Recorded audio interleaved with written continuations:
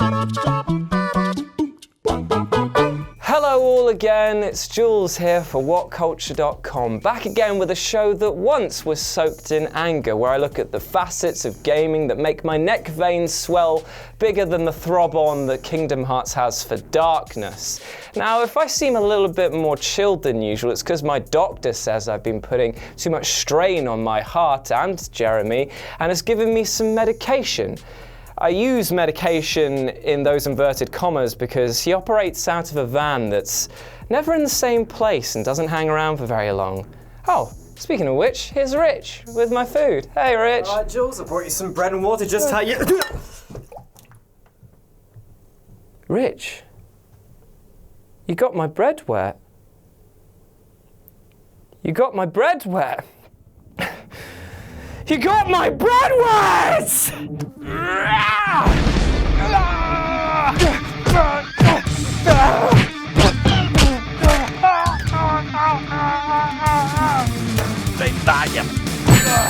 Get up! Get up! Get up!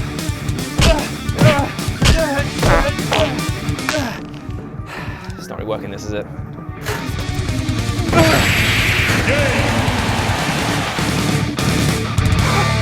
Speaking of sidekicks that absolutely dropped the ball, these are some sidekicks who absolutely f***ing suck.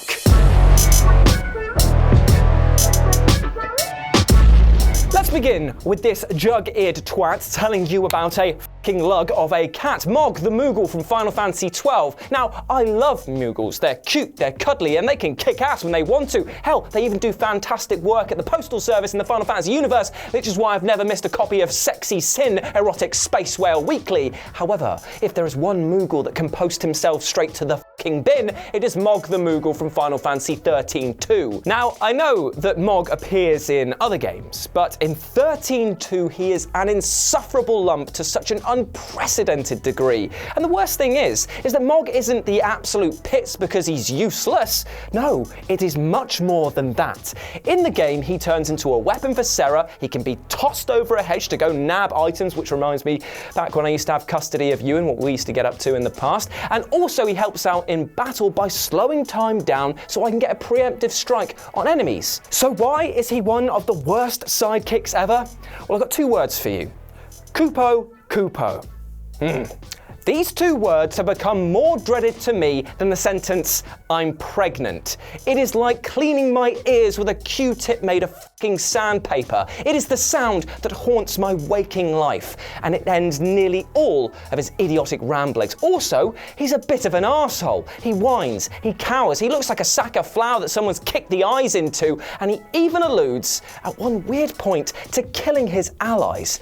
Yeah, in a paradoxical ending in the game, he implies that he's going to poison some king of the flan, but also Noel, one of the game's leads, because he doesn't fancy doing any more work. I tell you, while he might look like butter wouldn't melt in his bumhole, this red ruby wearing runt is rotten to his core.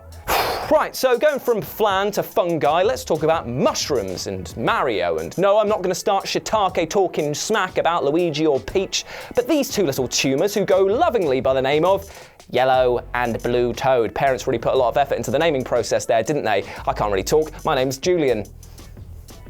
Anyway, it doesn't matter what their names are, it just matters that they're about as useful as an English degree made out of spunk. In a world where there are tons more colourful characters than even we've got here at WhatCulture, why do we have to settle for these sappy spore clumps? Imagine loading up the game, sitting down with a few mates, and then, even before the first level begins, having a punch-up because Mario and Luigi have already been snapped up so quick that they made Thanos hard. I mean, it's not going to make for a fun gaming experience with your mates, is it? Also, check out their description in the Mario-verse lore.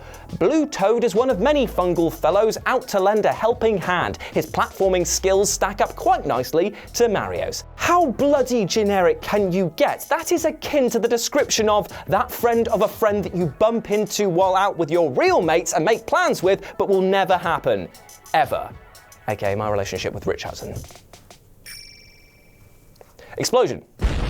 Now, Now, I've got nothing against toads as a race. I'm not sort of Portobello put-downer, and I'm sure that they serve their maniacal princess the best they can by failing to protect her in the slightest more often than not, but these two in particular take up spaces that could be better used with any other secondary character.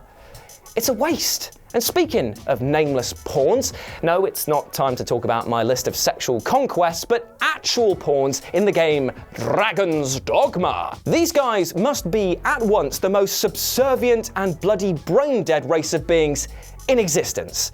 Now, don't get me wrong, the concept of the pawn is cool. That you get a drone who fights alongside you, just helping you out, and will hopefully help you out in battle by calling out tactics while you're trying to sneak up a chimera's colon. But the problem immediately surfaces, though, when you consider the following. This race of beings who look human, are capable of speech, exist only to serve. They are unquestionably loyal, but without any independent thought. That to me just seems utterly bleak, right? I mean, it's how our British government views the general public, and things only get worse when they actually try to speak.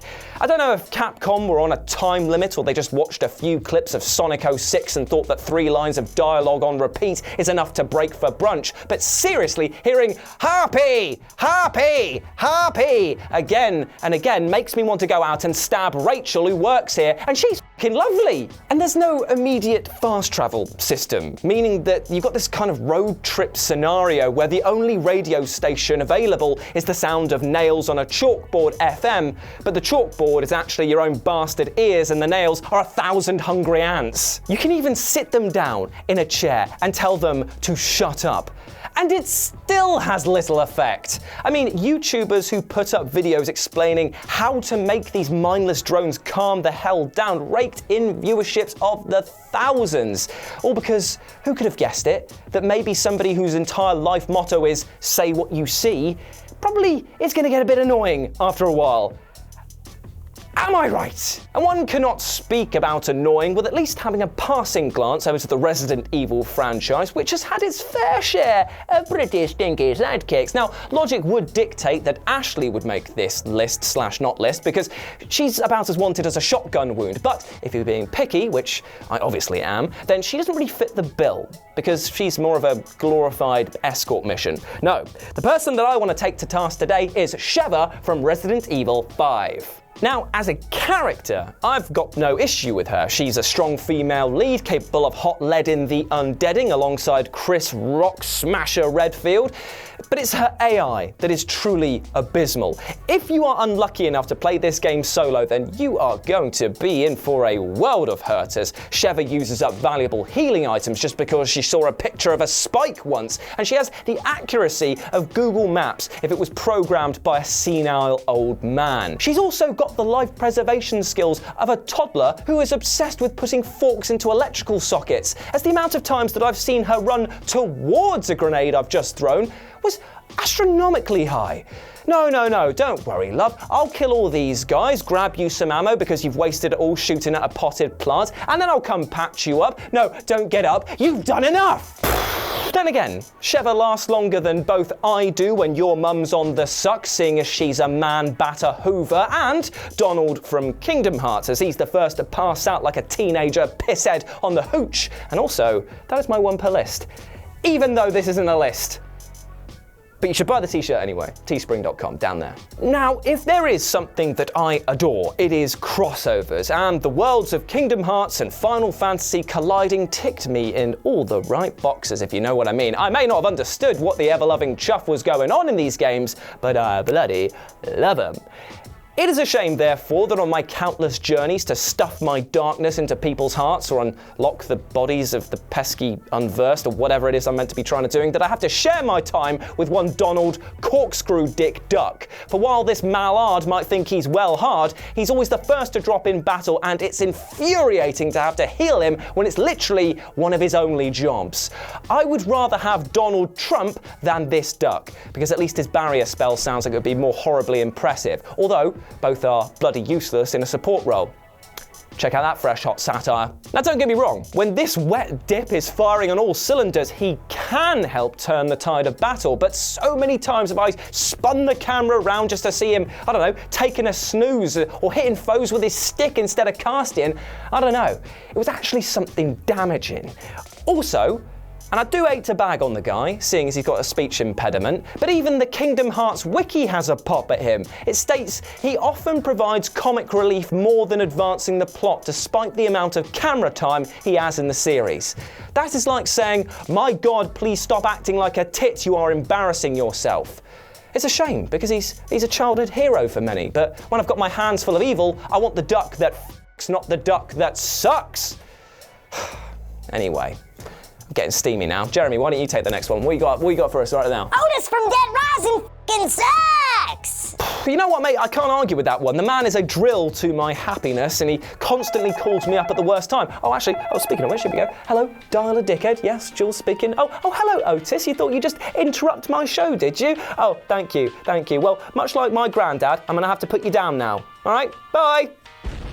Asshole. And so we come to our final sidekick, one that manages to hit the trifecta of terribility. Someone who is persistently annoying, more annoying than Roman asking you to go bowling. Someone who has got a personality about as pleasant as eating nails for breakfast and washing it down with a pubic hair milkshake. Someone who is about as useful as Ash Millman is as a Let's Not Dress Like Guy Fieri contest, aka not very. And that someone is Fi from Skyward Sword. Give it up. Now, I'm probably in the minority here when I say that I don't hate Skyward Sword in the slightest. In fact, I love the art style, I love the bosses. Hell, even the motion controls, while not being up to par in the slightest, were fine enough that I managed to get through the game and feel satisfied.